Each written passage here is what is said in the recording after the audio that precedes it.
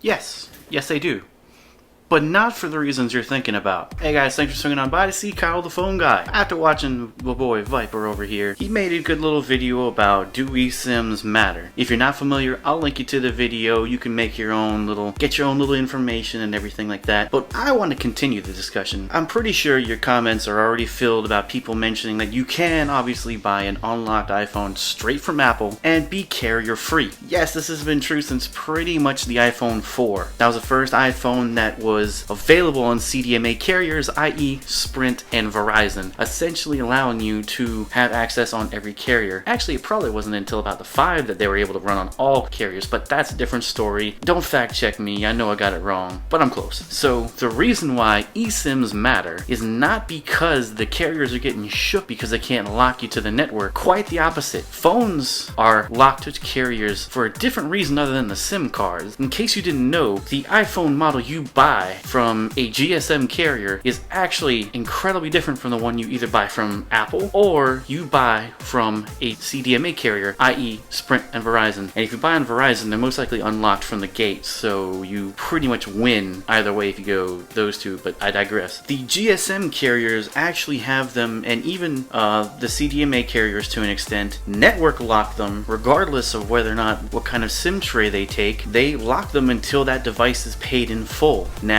that's something that the carriers decide to do to keep you in their ecosystem as long as you're paying on the device. There are no more 2-year contracts in the modern world of cell phones. This is the way that they hook you back in instead by financing phone over 2 years. See? Get disguised. So, unlike before where you had to wait for a 2-year contract to be over, you have to pay for the phone. Same thing you'd have to do if you went to Apple. You gotta pay for the phone. And then they're able to unlock it, which means you can then put in another SIM card and bring it to another carrier. eSIMs have actually very little, if anything at all, to do with that. Where they matter is in how you connect to the network and how reliable they are. If you've had any experience with the Apple Watch Series 3, and I know Vyyyper, you do, Mr.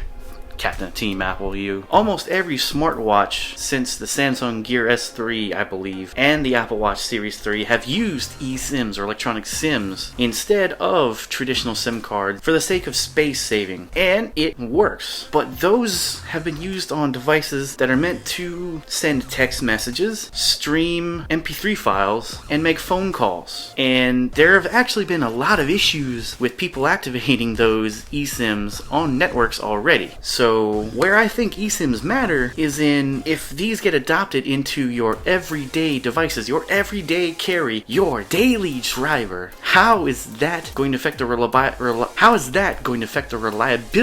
of your device? How are you going to be sure that this device is going to stay connected to the carrier and not drop calls or disconnect at random times? Because now this is mostly software that you're dealing with, and software can be bugged. So I want to leave you with this question: are you ready for eSIMs? I personally am not quite ready for eSIM. Leave a comment down below, keep it going, but these are my first thoughts on why eSIMs do really matter and why I think you should be looking to another place for the answers for that question. So until next time, I've been Kyle the Phone Guy. You've been great. Thanks for the inspiration, Vyyyper. I'll see you next time.